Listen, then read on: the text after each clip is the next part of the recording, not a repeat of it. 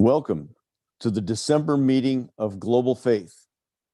I'm Rob Rohrbaugh. I'm a board member of Global Faith, and I'm here to welcome you. If you're new, we are ambassadors of the gospel of Jesus Christ. We're advocates for the victims of Islam, and we are champions of the United States Constitution. We're located in Lincoln and Omaha, Nebraska. We're reaching out to the entire USA. If you wish to submit a question on this webinar, please use the Q&A button at the bottom of your screen, of your Zoom window. I'd like to start with a prayer. Dear Father, we thank you for the ability to meet in electronics mode all over the world. We pray for free expression of the gospel of Jesus Christ. We pray for those attacked by radical Islam. We pray for true patriots who are fighting to expose this corrupt election. We pray for protection, healing for all, and we ask your guidance for our meeting tonight. In Jesus' name, amen. Please join me in the Pledge of the United States. Pledge of the United States. I pledge allegiance to the flag of the United States of America and to the republic for which it stands, one nation under God, indivisible, with liberty and justice for all. And it's my pleasure to introduce to you tonight Dr. Mark Christian.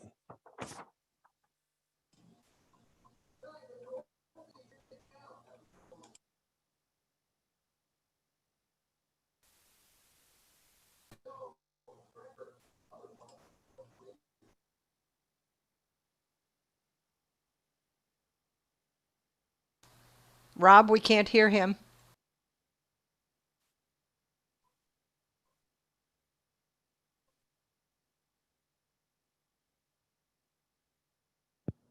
Is it on now? Can you hear me now? Oh yeah, we can hear now. Okay. Thank you. Thank you. Is it good? Okay.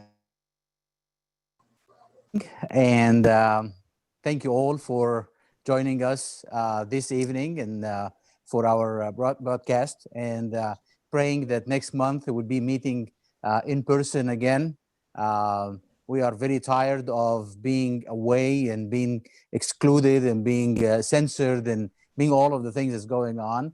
Thank you all of you for joining us. Thanks, Rob, for the introduction, and thanks for all of those who are helping with this broadcast. And praise God that we have this platform available for us, and we're going to be trying to use it as well as much as we can in the circumstances that we have. And we're praying for freedom of speech in America, and we continue fighting for this.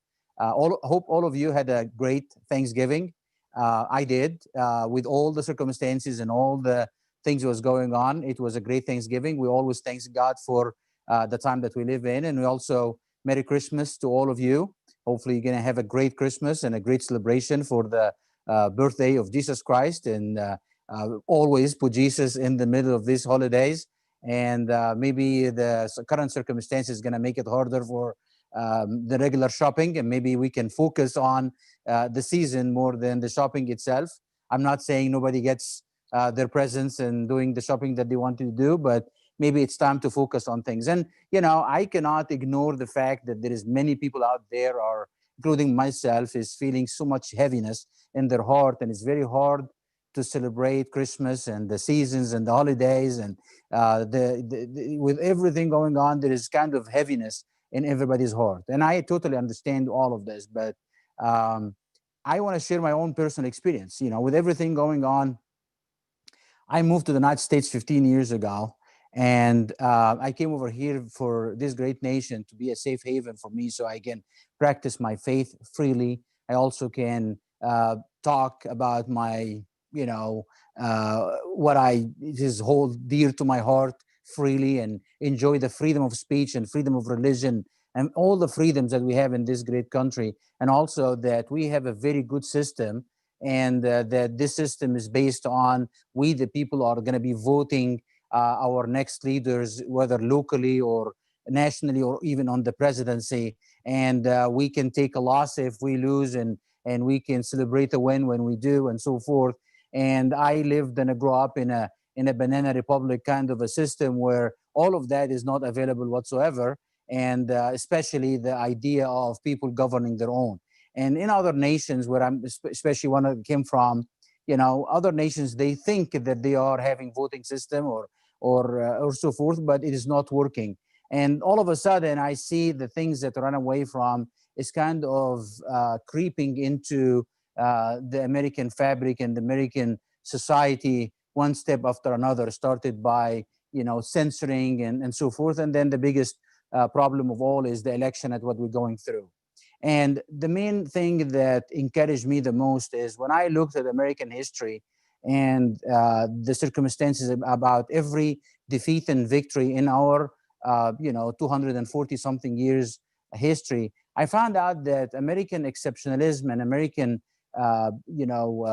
genius is not because we are always successful, we are doing things right, but actually for the art of comeback, the way that America is always able to fight and get back on its feet. Whatever problem they face, they were able to get out of it. And one big, is the Civil War. And even if you go back to the Independence War and everything in between, before and after, until today. So I think we need to be focused on how can we come back from all of this. I'm not saying that the fight is over, but actually I'm saying that we need to focus on the season that we live in, celebrate what we have, continue having joy, and do not let anything whatsoever, steal the joy out of our life and out of our experience, and just have a sense of fighting hard and fighting for the future. I am not just saying empty slogans and so forth. I want to focus on the reasons that we have problems today. I want to learn about what really happened and what took place and what we need to do in the future so we can fight back and continue the American legacy of coming back and fighting back. Till today, the President of the United States of America did not concede. He is willing to fight back to the last minute. Last month, I talked about, the Supreme Court and we have to go to the court and so forth. And obviously things are not going the way it should have been, but this doesn't mean that it's over. It means that what is next, what is going to happen next till January 20th. I don't think it is over until it is over. I don't think we can throw the towel, and definitely we have a fighter in the White House and a president, and he is willing to fight all the way. So we have going to continue fighting until January 20th. But for us to fight, for us to understand what is it that we are fighting for and so forth, we have to understand what really happened and what took place. And I had a few meetings in the last a week or two where I met with lots of people. Some of them are leaders, and the confusion out there about what really took place is kind of creating a real problem for many people to understand what's going on. And you have seen what happened in Texas and the Supreme Court and so forth. One of them is talking about, are we really having a real serious problem with fraud? Are we having a serious problem with irregularities? Why the courts are continue, rejecting case after another? So it is basically really, we need to focus on what really happened so we can understand why all of this is taking place and why the discouragement and what we can do next, okay? And I like to go back to the foundations and what really took place so we can understand what's happening. And here is I like to go back in 2019. By the tail end of 2019, around August or so forth, so-called whistleblower filed some kind of a complaint against the President of the United States of America, and we found out later on that somebody from the White House himself was listening legally or illegally to conversation of President with somebody else, and then he filed a complaint about that conversation, and then things escalated very quickly. While the complaint was filed even in August, it did not make it to the public until the end of September, around October. And I'm mentioning those dates because we need to highlight those dates and understand what's going on and why I'm bringing the impeachment. Here is why. Because talking about the impeachment was filed, the whistleblower filed in August, and then in September you have the public display of what was going on, and they start getting everybody so much consumed and interested and occupied by the impeachment and so forth. While all of that was taking place, in Pennsylvania, there was another thing is cooking over there. Pennsylvania started putting together a preparation for a law, a preparation for a Supreme Court case in Pennsylvania, where they try to overhaul the election system in Pennsylvania, as they say, for the first time in years, and modernizing the system over there and so forth. And this is the source of the problems that we are talking about today. You know, if the impeachment was not going on, if the impeachment was not the center of the attention of the Trump administration and everybody else, maybe people have paid attention more to that case, and maybe we would not have the problem that we are facing today over here, okay? What happened is Pennsylvania started putting an act together that, overhauled the voting system. And one of the things that they, did is basically implementing the mail-in voting without an excuse and without even, requesting the ballot is going off the lists that they have. And they allowed even third party to do all of that stuff. And I would love to actually people to look at that act. I have it over here, because this is the source of all the problems and we are having today. And let me read the exact act over here. It's called the Act number 77 of 2019, as was implemented, as I said, in the middle of October of 2019, while everybody was occupied by the impeachment. And one of the things that says, no excuse mail-in voting, and they widespread the idea of mail-in voting without an excuse and without even asking. Why this is different? I was engaged with multiple conversations with people on the left and people on the right in social media and in person, talking about the mail-in ballot, and many people actually are ignorant about the fact that there is a huge big difference between the mail-in ballots that many of you maybe actually even used in the past, where you are a registered voter who already on the list, already actively active in your registration and requesting your mail-in ballot, and then you fill up your ballot and you send it back. There is this difference between this and what I'm talking about. What I'm talking about is going off the lists and sending it out. I have a conversation with a doctor friend of mine, and he's about to retire. And I'm trying to explain to him the difference between the two. And I think that example I would love to share with you. It's like while he was about to retire, he has been in practice for 45, 48 years. And and I said, usually doctors, before they retire, they send a letter to everybody on their list and to say, thank you for, being one of my patients at some point in time and so forth. If he goes back to the 48, 49 years of, service, he can go in all the patients who ever had them. And in the list, you will find some people who have moved, people who have actually, unfortunately, died, or people are, they even remember that doctor whatsoever, and they are not living in the same address whatsoever. The other way to do it is to go to the current list that he has for the patient that he have seen in the last 3-4 years. They have active files in his cabinet, and all of those are patients that he have seen recently, and they know that they exist. They know that this is a current address, and the chances of sending a letter to everybody that he has seen in the last 48 years is right open for finding people that they never, they don't live in that address anymore. They moved out of the state, or they cannot even remember who that guy is, or they have anything happen. This is exactly the difference. The mail-in ballots that Pennsylvania allowed widely for the first time and push it in the court and push it all the way to the Supreme Court. And I want you to understand that, or highlight or make a note that they actually pass it not only through the election system, but they pass it through the Supreme Court of Pennsylvania. That is important to make a note of, okay? The difference between that is they just go into the lists without, discrimination. They're just going everybody. So you don't know who is on the list, who is a registered voter, who already died, who already moved, who's out of the state. They don't know any of that stuff.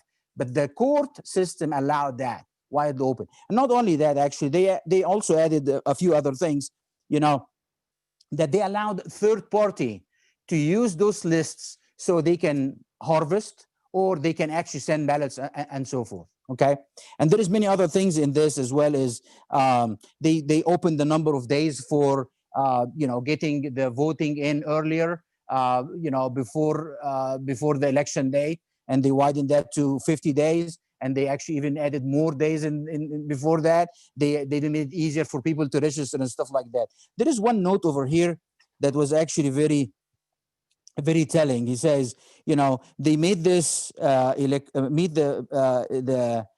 over here it's talking about making it is super easy that instead of going to the booth, that your kitchen table became the voting booth, and you can do whatever you want to do. And they allowed that through the Supreme Court. And I would love people to read every aspect of this bill and to understand what's going on. Here is one thing that people need to know, that if the Trump administration, if people at large were not consumed by the impeachment, in my opinion, they would have been able to challenge that while it was going on. But none of that happened. They passed it without any objection. They put it in the newspaper. They put it in TV. There was a ceremony for signing it by the governor in Pennsylvania. And all of that went out in October. And it was going to be applied only in Pennsylvania. Okay. And then things moved on with the impeachment and everything else. And then we come to February, and then the word start coming out about the pandemic. And then very quickly, other states start using this precedent as a Supreme Court ruling in Pennsylvania, and also as a law in Pennsylvania, and try implementing in those states. And very specific states that start using that. And we're talking about Georgia, Michigan, Wisconsin, North Carolina, and Nevada. All of those are states that use that law without even challenging it, and implemented using the pandemic without putting the regular procedures for adopting such a kind of a drastic changes into the voting system and so forth. Okay, so people talk about Dominion and other methods of fraud that is going on. Without this, we would not have this kind of widespread fraud that is going on. And here is why. Come the election, and nobody was learning about what's going on or what is in preparation and so forth. There was lots of chatting and lots of tweets and lots of talks on media from President Trump about, what is going on, and, the mail-in ballots is not good. William Barr himself talked about it as well. But nobody was able to challenge it. It's just all chats, all talks. And nobody said, let us stop this from happening, not taking place of them happening whatsoever. And then the election took place, okay? The Dominion and all of other methods of cheating that took place was not going to be able to be as effective to change the election outcome the way it did without this ruling in Pennsylvania. Why? Because even if the programs, they need some kind of material that they can use to put in even as fake as it's supposed to, as it is. So one of the things is they said that there is bags of ballots, they put it under the table, or they're sending people out to vote. They can always fake the numbers and says, we have thousands of votes came in through the mail-in ballots without even, just going with the list and signing and so forth. It was easy to have some kind of a forensic, material in their hand to use to feed into the system, or fake feeding into the system to have the problems that we have. And all of those states that we are talking about is the source of the problem. And what happened during the election night is at certain minute during the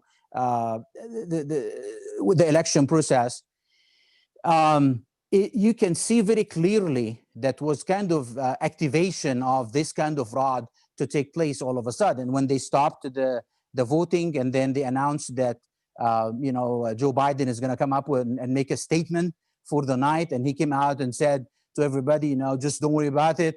He was losing all states. He was 10 numbers under every all those kind of battleground states and everything, but he just came out and said, don't worry about it, everything is fine. And you can go back, and I encourage people to go back and listen to his speech, and it's very telling. And I said, what is going on? He's very assured somehow to tell everybody that everything is going to be fine, and so forth. So this is when the activation of the system took place.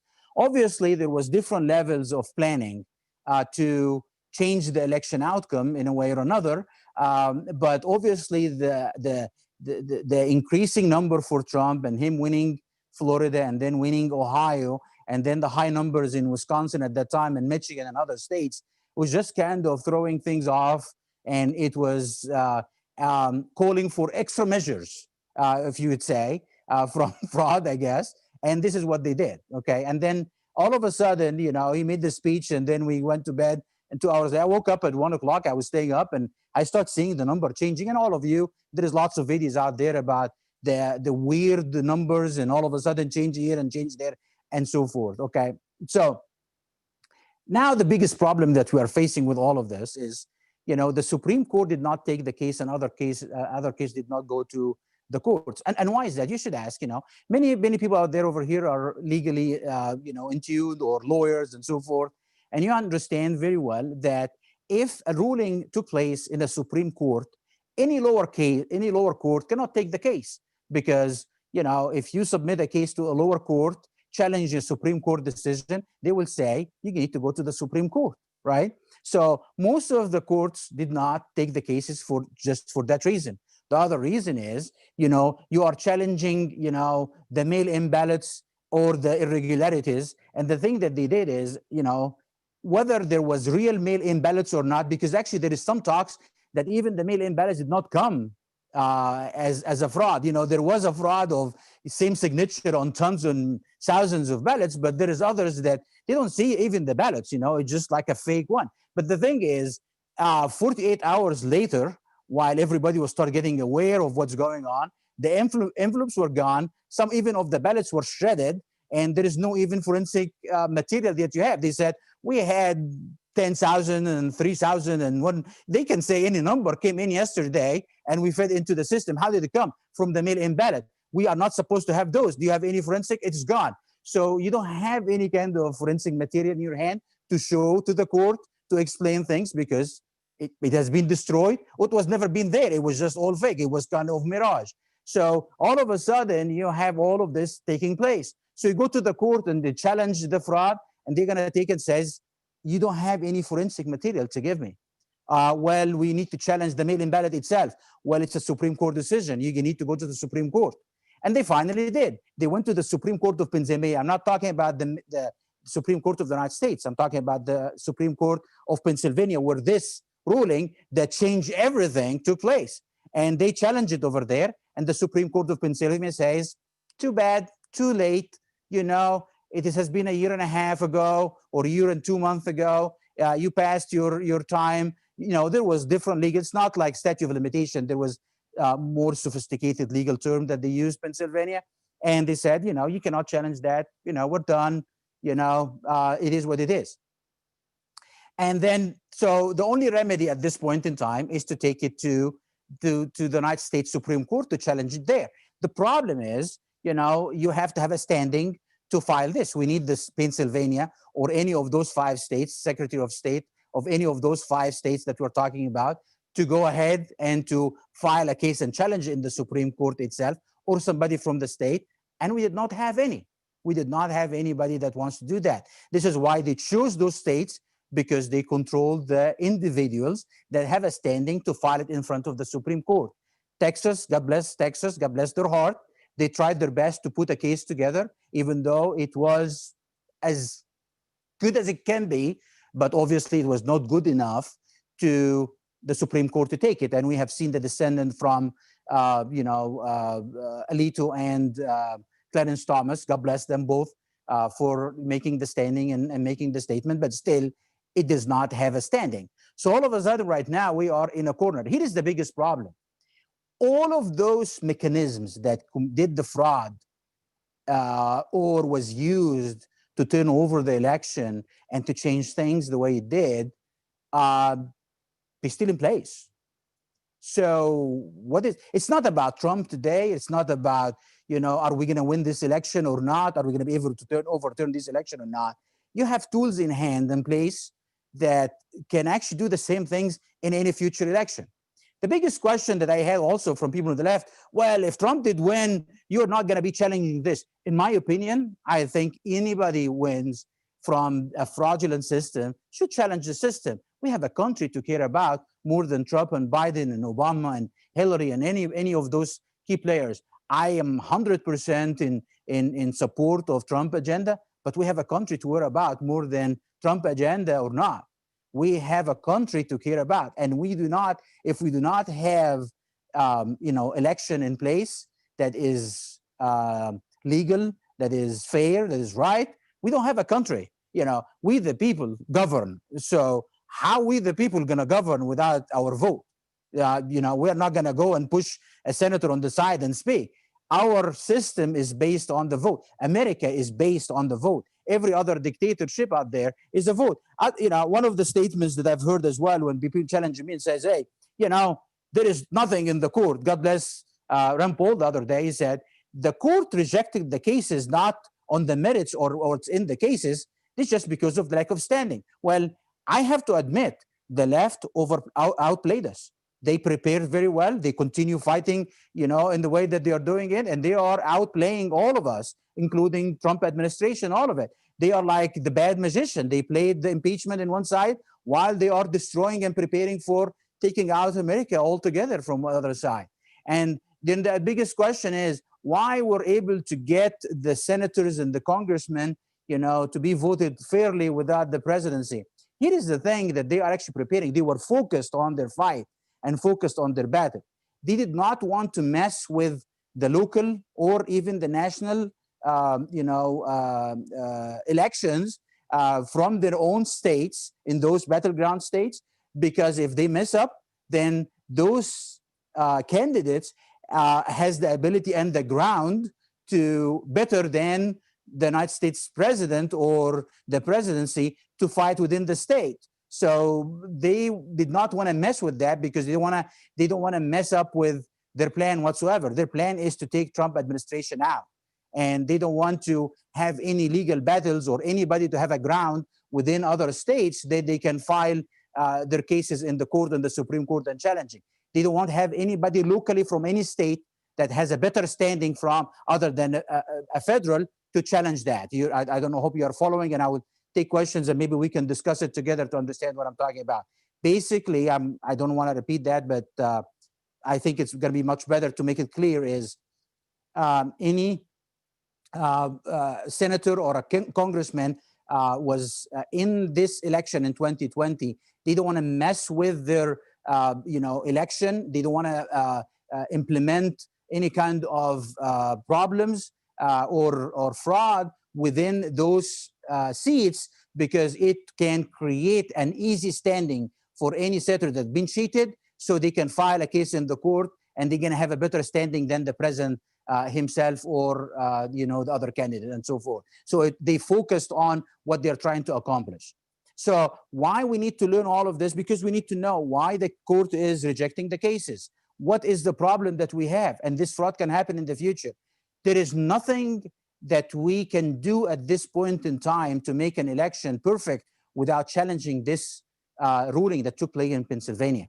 Yes, Dominion is horrible. This system is horrible. But when you have unlimited third party can be using mail-in ballots without being even checked and without anything that happened in the, and actually within the case itself, it allows people to even have the mail-in ballots for the next 5 years without even challenging it, without even looking. If you send a mail ballot one time, then we can send you again for 5 years. It's just open that it is in the language of the ruling that took place in Pennsylvania. So why we need to know this? Because we need to understand where is the source of the problem. In my opinion, it is the Pennsylvania, and it's not only my opinion. There is lots of legal minds out there that are talking about that. And also, you have to understand this as well. As they were prepared for all of this, they also prepared their legal arguments.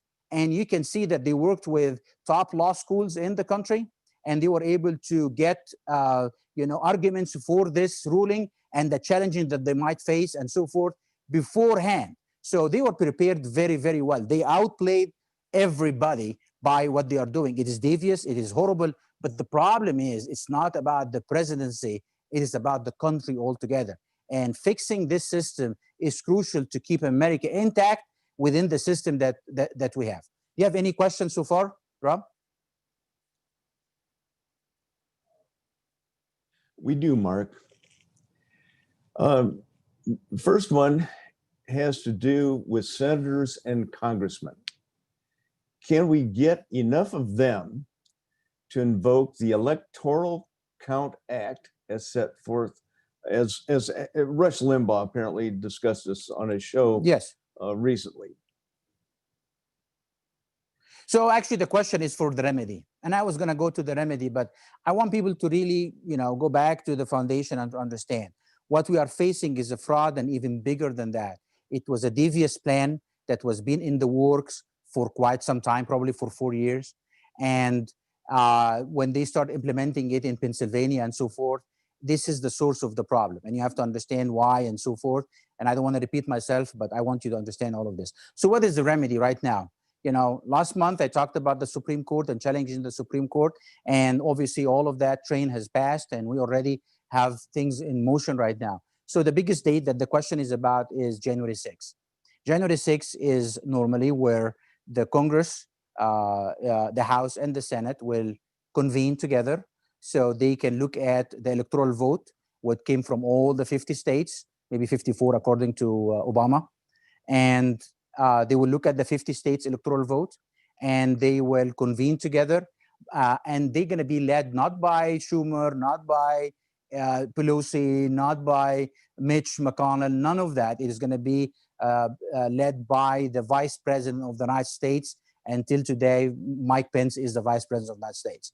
They convene together, and they can, look into the electoral vote, and they're going to, ask for debates and challenge for it.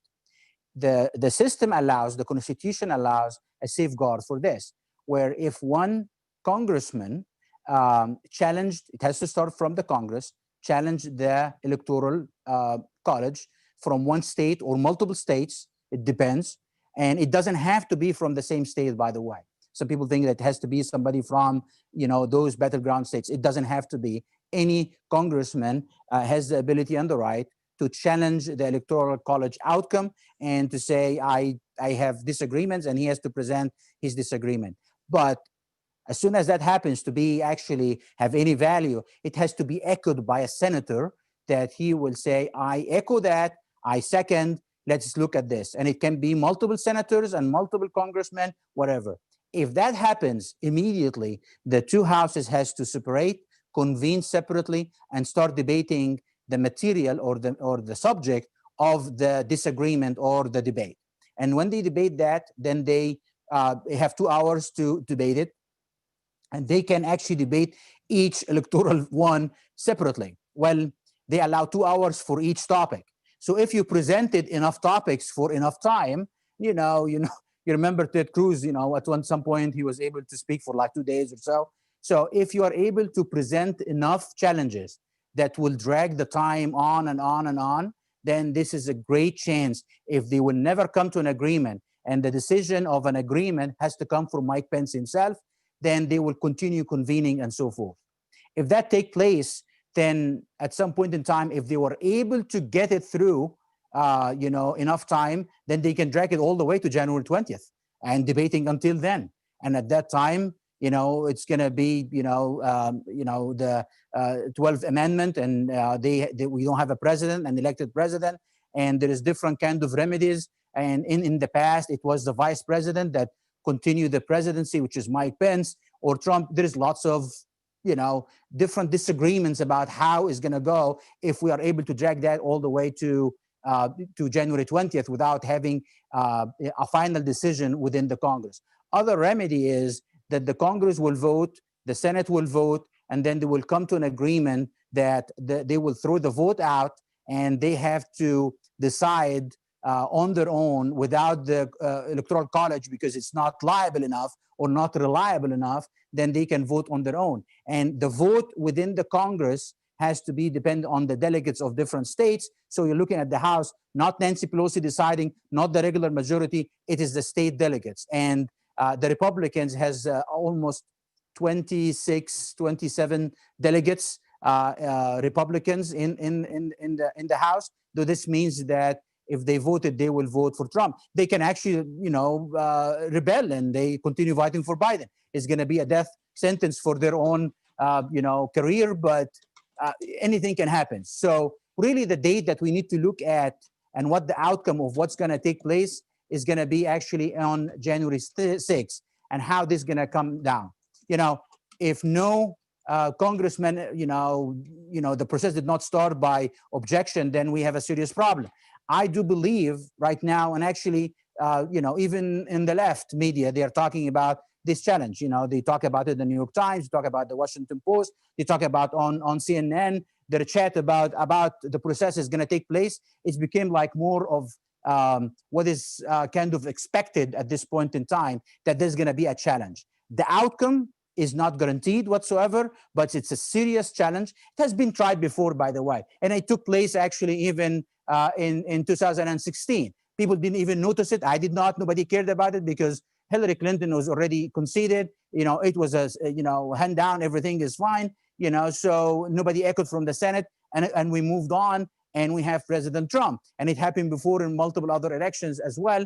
But this is the first time that it's expected that they're gonna use this constitutional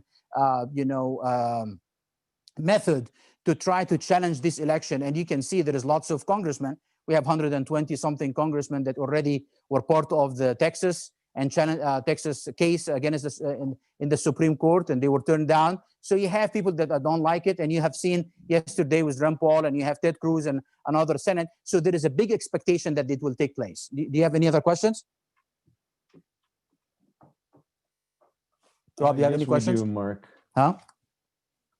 We do. Okay. In regard to the challenge on January 6th, you mentioned a prior attempt and the fact that Hillary had already conceded. Is there a need for more than one objector?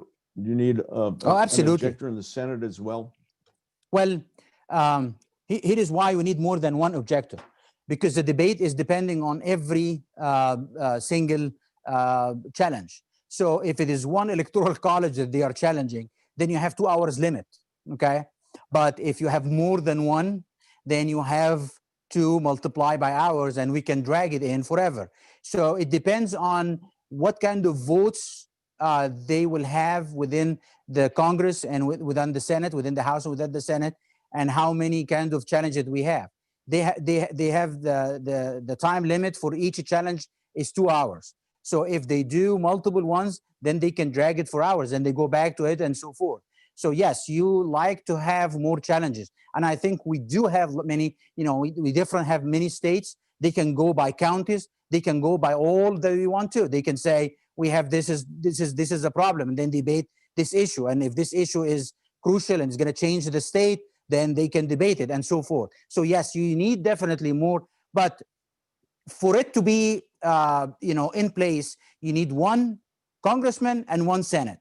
But that's not going to do that good. It is going to activate this kind of procedure, but it might take 2 hours and we'll be done, and we continue having the same outcome.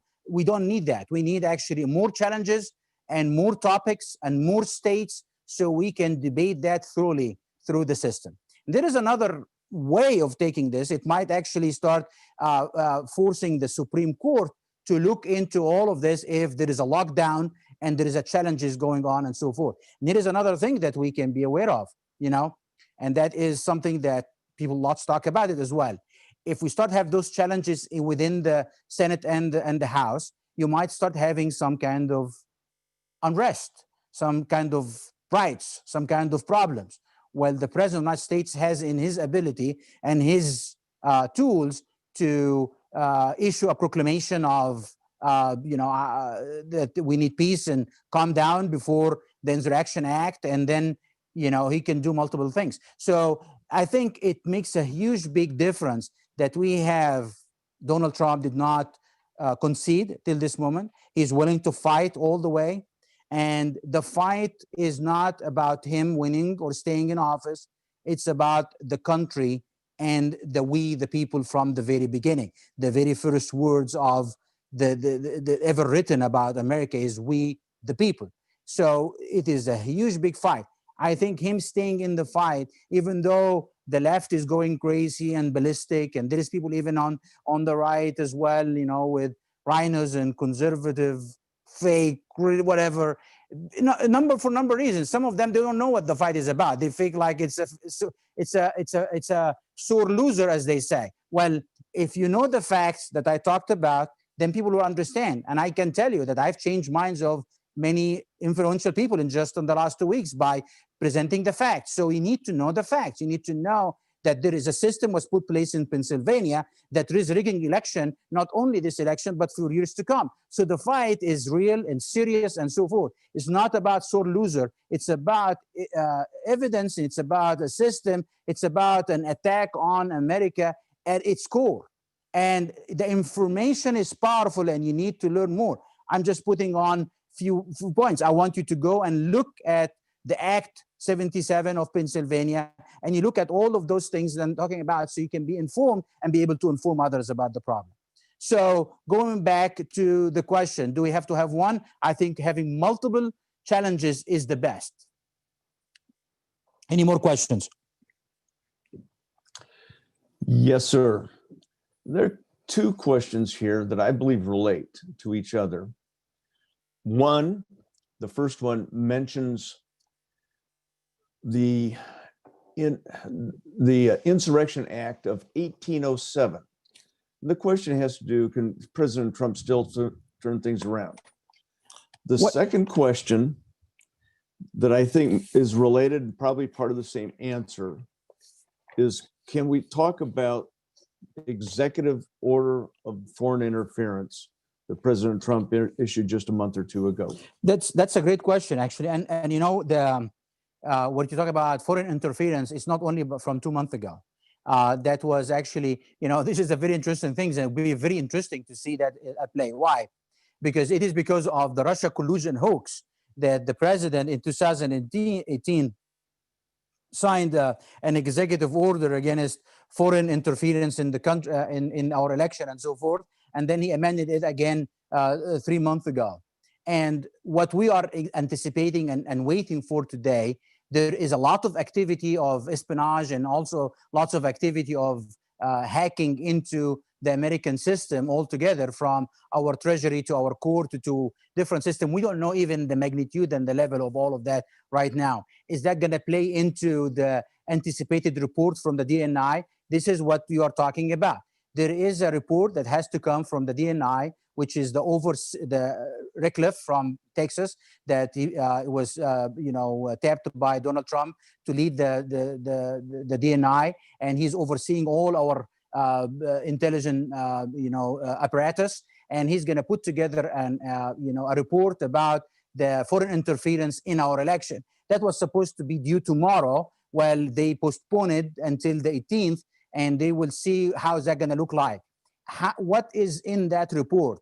There is also already chatting about that there is China intervention. There is also Iranian intervention into our election. What is the magnitude of that? How does that look like? What is that going to play into the Russia hoax executive orders by Trump to fix our election and not allow interference and the remedies if there is an interference? It might be actually going to turn against them all of a sudden, and it will be the Russia hoax will overturn this election. You never know. But really what we have to focus on and look at is the report that will come out from the DNI. And if there is a serious violations and serious intervention and serious attack on our election system from foreign country, and I'm anticipating that this all take place from all of those Dominion and others, because there is lots of Dominion, there is $400 and something million has been put into Dominion by the Chinese Communist Party. So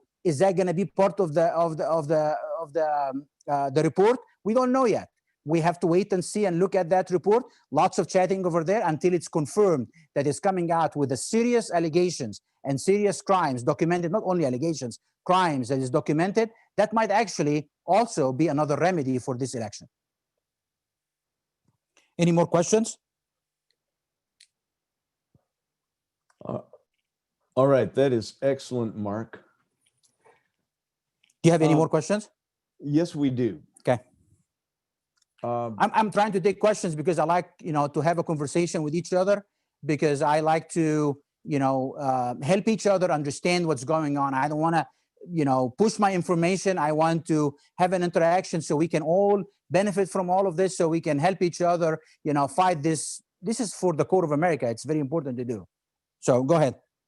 Totally agree with that.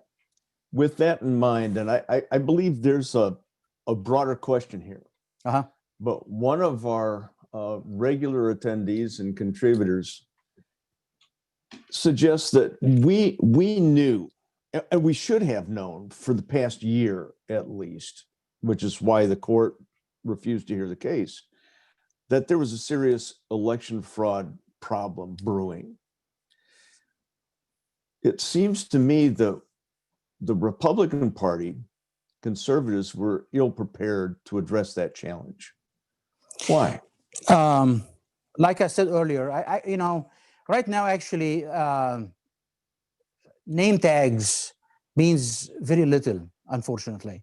The problem is not the Democrats and the Republicans and two presidents fight with each other.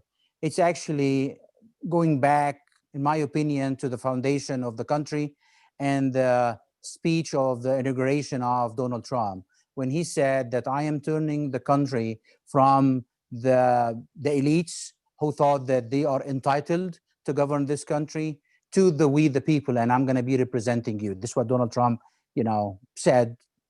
I hope I'm not butchering it completely, but this is the essence of what he said. I'm turning the country to we the people.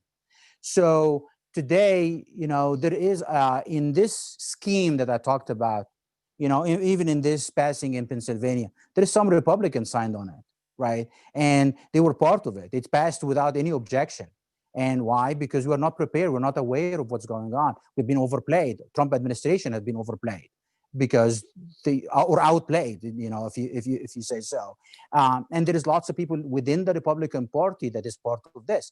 And there is lots of people that are within the deep, well, I don't want to call it deep state or whatever you want to call it, but there is people within the government of the United States of America that they look at Trump as a threat to America from their own opinion, because he's not following the norms. He's doing things haphazardly by the will of the people. They think that they know better. They think that they know how to do things. So to answer your question is why we are not prepared. Number one is because they're always trying to do other things while they are doing the main thing.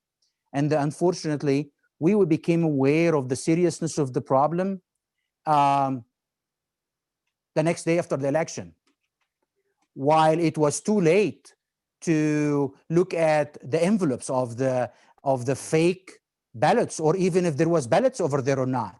They said, we have 30,000. Do we have any forensic? Well, we shredded all of them because we don't need them. This is the procedure. They have the procedure in place. So 24 hours after the election, we are trying to look at forensic that was committed a crime 48 hours later before was done.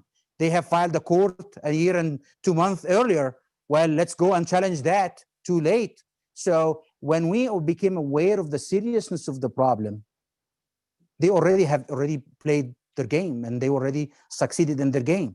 We try to overcome very quickly. It is sad. It's a horrible problem. It's a serious problem, but we have been played. I don't know how many times I can say it, but this is the fact. And this is why, well, is the problem still there? There was kind of a fraud? Absolutely, there was a fraud. Nobody can deny that. If any court took this case on the merits of the case, not on the standing, and not because they were already put their legal argument out there and be able to control, it's like a perfect crime. So if we are going to be going to the facts, yes, we have a trade. You have listened to Giuliani and the lawyers. You have listened to Cindy Powell. You have watched. You have the court ruling on your own. You can look at that by yourself. So if you look at the merits, it's there.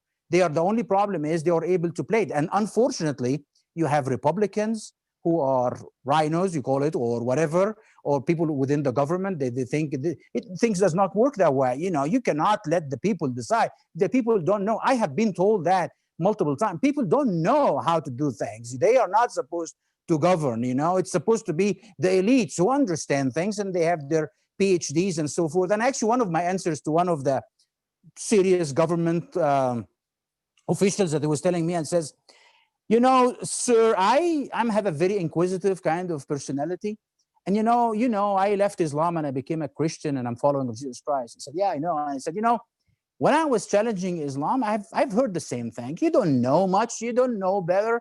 These things you don't know. Allah knows best. You should not challenge things because, but I didn't take no for an answer. I don't take somebody telling me you don't know how things supposed to be done. It's a common sense. And I try to dig for my own. And for that inquisitive and seeking for the truth without telling me you don't understand, it is beyond your level of understanding. I was able to find my way to find out that what I believed in is fake religion, and I want to find the truth and follow Jesus Christ. And I'm the same person who was there, and you like me for it. I'm the same person today. I'm going to look for the truth. I'm not going to take for no for an answer. And common sense is, for example, the Iranian deal. I don't understand what I do. You cannot throw $1.5 billion on a tarmac for a foreign country that is, endorsing terrorism and tell me you don't understand all the problems within the Iranian deal. No, I do. It is common sense, talking about pro-life and so forth. So the things that Trump is doing, they think it is wrong because it's not, affirmative with the global ideas and the elite ideas. Well, they are. So those people who are in government or in top officials or within party and the other party, they don't like the people governing whatsoever. It's just for them, it is insane and is wrong. And I think it is common sense. And I think this is the way it's supposed to be, because this is why the country over here, if you don't like it, you can go out of the country. But we are the country of we the people, not we the elites. Thank you, Mark. Here's a related question. Do you have any information about whether the Texas lawsuit will be resubmitted to the court? It was refused on standing. Is that proper? It was an original jurisdiction case. There are no lower courts because it was a state-to-state challenge. If there is any of the court has been rejected, not only for the stand. If you look at it again, the court, well, definitely there is some cases has been rejected even though they have the merits and the standing because of the fear. No, when you look at what's going on, I think there is multiple factors. Number one is the left did their crime and did it very well, unfortunately, and the tracks were gone. So when you present cases to the court, like I said before, and so forth, some of the cases, and I'm not aware of every one of them, I did not look at every one of them, but definitely some cases has been rejected out of fear.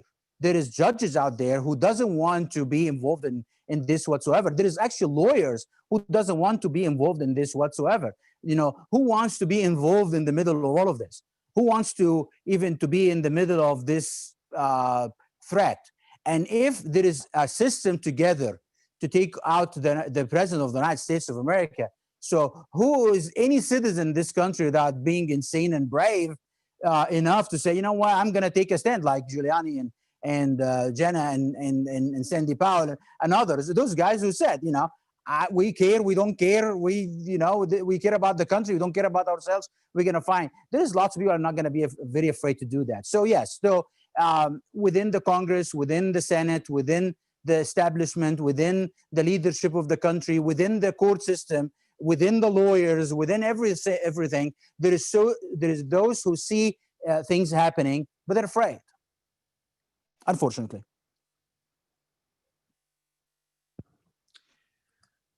Thank you very much. Any more questions? Several, and we need to be winding down pretty soon, although we can stay longer. One, apparently there is a DNI report due tomorrow. Well, it is postponed. Like I said earlier, the DNI report was due tomorrow, but they postponed it till the 18th and they don't know when it's going to come. And I think it has to do with more evidence and more information that's coming out, especially with the cyber attack on the United States of America, that I don't know if it is related to the election as well or not, because the cyber attack that has been exposed in the last couple of days, they found out that has been going on since March. So if this cyber attack is related to the election or not, it is yet to be seen. The report that was due tomorrow is no longer due tomorrow. It is due on the 18th, and it might be postponed a little bit more. And that might be a big bombshell that will change everything, depending on the executive orders by the president Trump before, and how is that going to play into the election? We don't know. This is something that one of the remedies that we need to be looking for. Sorry for interrupting your question, but I had to make that clear. Well, I think you answered it. That was awesome. Okay. Any more questions? Yes, and one that leads into some things that maybe we need to talk about regarding what people need to do now. That's a great question. Actually, this is what I wanted to talk about. Number one is, I myself, like I said earlier in the very beginning, I'm devastated by the current affairs of the United States of America. I am beyond your. I having like a PTSD. This is what I'm seeing over here is just horrible in multiple levels. I want to see this country back on its place. And one of the things that I find remedy in is understanding that American exceptionalism and American genius is for the comeback. Are we going to get out of this? Yes, we will. I believe 100% that we will. I don't know how yet. I see the remedies within the DNI report. I see the remedies within the Congress. I see the remedy with different ways, but we have to fix the system. And even if we did not succeed in all of that stuff, we have to understand what happened so we can find the remedy. We cannot fix something that we don't know what happened.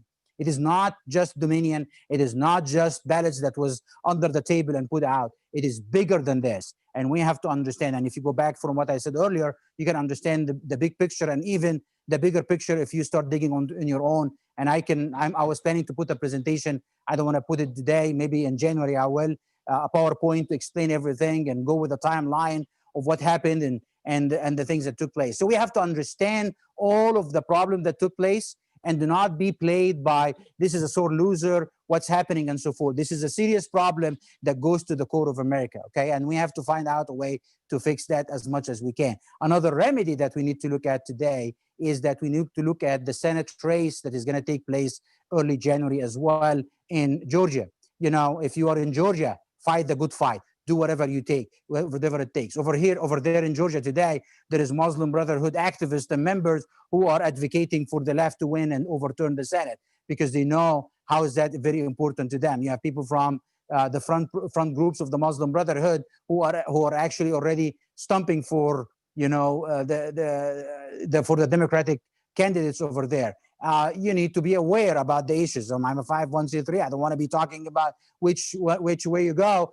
But vote your conscience and what you believe in and fight the good fight. It is a serious fight. Definitely, I'm not going to fight on the side of the Muslim Brotherhood and their ideology and their ideas and their influence in the United States government whatsoever. Okay? So if you are there, you need to do your best. If you can, you support the candidates that you support and pray. Pray hard and be aware of what's going on and be aware of the issues that's taking place. This is another thing that you need to take care about. But here is the core of things and why we need to focus on the season that we are in. We have a victorious God, that he is on his throne no matter who is the president, and he is going to govern this country whether we have a bad player or a good player, because God is in control of every aspect of our life and every single moment in our life, in our days, in our government, and every day of our life. We have a very victorious God, and we are celebrating that season because of that God, because of that victorious God. And you have to remember, Jesus, that we're going to celebrate his birth on the 25th. At a time he was on the cross and everybody write him off. Everybody write him off, even his disciples. Some of them denied him and forget about him and said, it's over, it's done. He's hanging on the cross. What are we here for? And let me run away. But you remember exactly what happened, because everybody remembers. Nobody over here today says Jesus is done. It is a write-off. He's not victorious. Jesus shaped humanity from the cross and came out victorious. So this kind of victorious God is the God that we worship. This is the God that this is center and the foundation for this country altogether for. Okay, so this is one of the things that we need to do. And then another thing is, no matter what the outcome is, number one, I talked about multiple times, we need to learn and understand what took place, how it went down, what did they do. Because here is the thing, unfortunately, when you say Trump was overplayed by the left because he was, getting him involved in the impeachment. Here is another thing. Look at us. Look at ourselves. In 2016, everybody took a victory lap. Everybody decided it's done. We're good. We don't need to do anything. The other side, they always try to work hard to win the next fight. They have been working for the last 4 years. From the day that Trump went down the escalator till today, they have been fighting like their life depends on it. On our side, we don't do that much. We don't keep aware of things. We just try to forget about it for a little bit. That's bad. That is wrong. We need to prepare today for the fight for the future because our life depends on it. Okay, so this is another thing. Okay.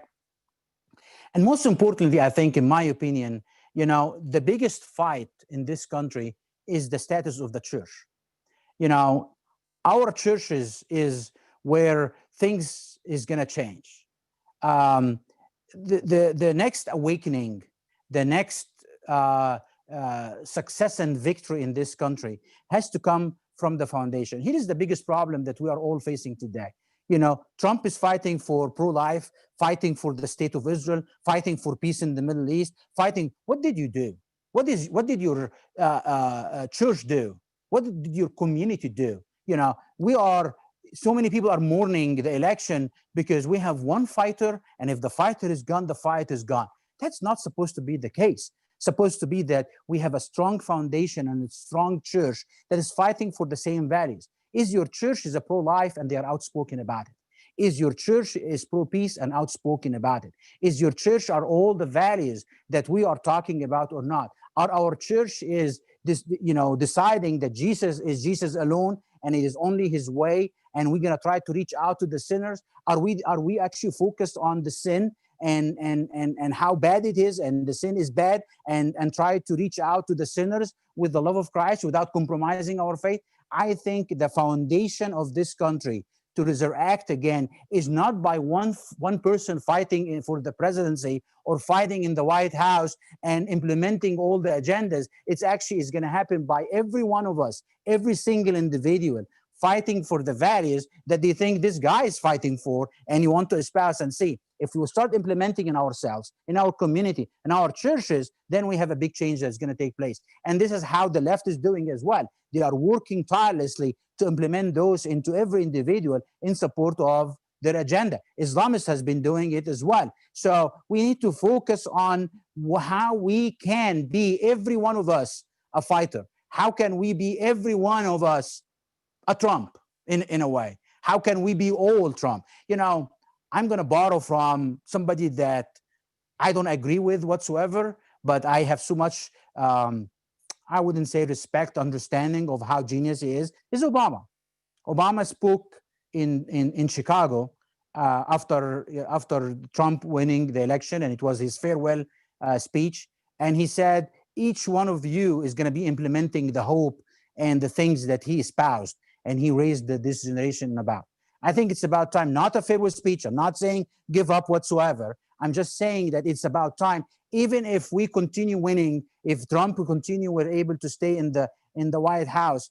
I think it's about time for the next 4 years, whether we have Trump in the White House or somewhere else, that we continue the fighting and to continue the same agenda that we espouse in ourselves, in our churches, in our community. We cannot let one person fight for us and we just being like bystander, clapping our hands and so forth. Jesus said, pray. He prayed, he talked about prayers, but he said, go. In the Bible, it talks about we pray, we get on our knees and pray, but then we knock on doors. We go make disciples. It's all action. We have to do what we believe that is right and true. Every one of us has to be a champion of the ideals, of the agendas, of the things that we espouse. And we cannot be a champion without educating yourself. So you need to learn about immigration. You need to learn about all of those things and start fighting the good fight within our community. And then finally, and without, I'm going to open for more questions, we need to focus on one thing. We have to be joyful, happy. I see out there a feeling of despair and a feeling of defeat, anguish, all of those negative feelings out there. And I understand why they are. I myself was a victim of all of that stuff, but I'm trying to pull myself out of this and focus on what is right. Focus on every day is a gift. This country is a gift. This country is exceptional. This country is going to get back on its feet. There is an attack on this country. There is an attack on the foundation of this country. There's an attack on the voting of this country. There's an attack on many things, but God is victorious. God is going to pull us out of all of this if we can be focused on him, joyful by the season, understanding that we are victorious no matter what, and so forth. We have to celebrate this year. And, we have lots to look for. We have a fighter in the White House. I hope, imagine if we have 73 million people that voted, or 74 voted for him, all of them are fighters as he is. I don't think they're going to mess with us. But they know that you have one person and everyone else is voting, but there's some of them are fighters, some of them. I'm not saying go and burn streets, because this is not what we do. What we do, we fight for our ideas by education, by understanding, and so forth. I don't want them to say I'm pushing violence over there, and protect our cities. If anything happens, be ready to protect your city and your streets and what God entrusted in your hand. Okay? Can I take a couple of questions if there is any? Dr. Mark, it is 5 minutes past 7. What you just said is fantastic. I would like to take the opportunity to encourage people to take action. They can take action at fairlegalvotes.org, including contacting their local officials, their U.S.